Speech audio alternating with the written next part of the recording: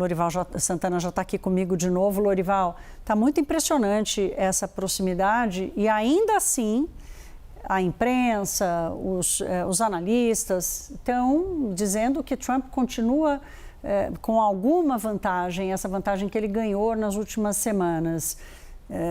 Dá para acreditar nessa vantagem ou ainda está tudo nublado?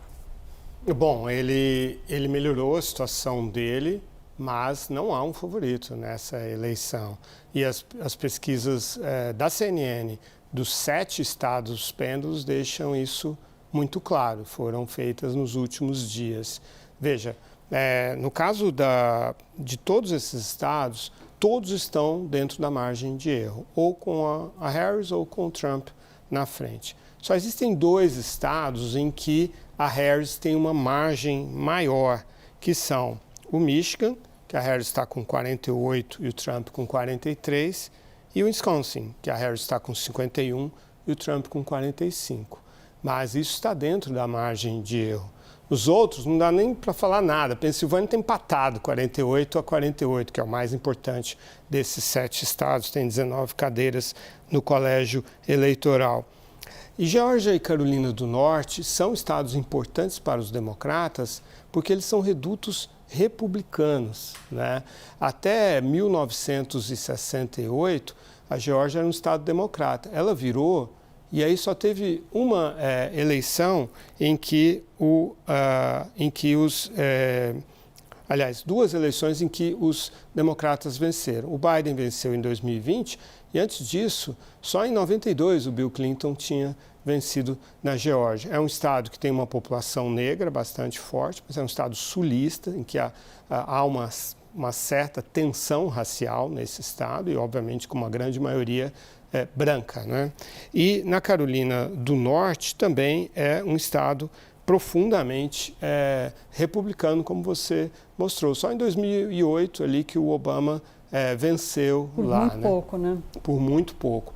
Então, o que os democratas estão tentando fazer são roubar estados que tradicionalmente pertencem aos republicanos. Então, não é uma tarefa simples, sobretudo quando o eleitorado americano deseja mudança, né? O eleitorado americano diz que está preocupado com o custo de vida, o rumo da economia e imigração e atribui ao Donald Trump a melhor performance nesses 3 itens. Então, por que o Trump ainda não levou essa eleição? Primeiro, porque ela ainda não terminou, né? Os votos já foram dezenas de milhões de votos, mas terça-feira é o dia em que a maioria vai votar. Mas, segundo, ele não tem a vitória garantida por causa da imensa rejeição contra ele, pessoalmente, contra a figura dele e também a questão do aborto, né? Ele se vangloria de ter colocado 3 juízes da Suprema Corte para retirar o direito nacional ao aborto e muita gente não gostou disso, muitas mulheres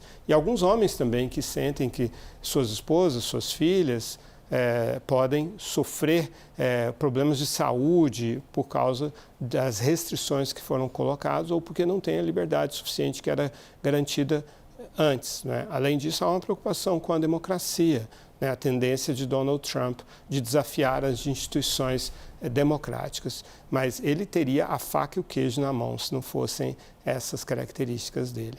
E a The Economist usa termos muito fortes, assim, né? Riscos inaceitáveis.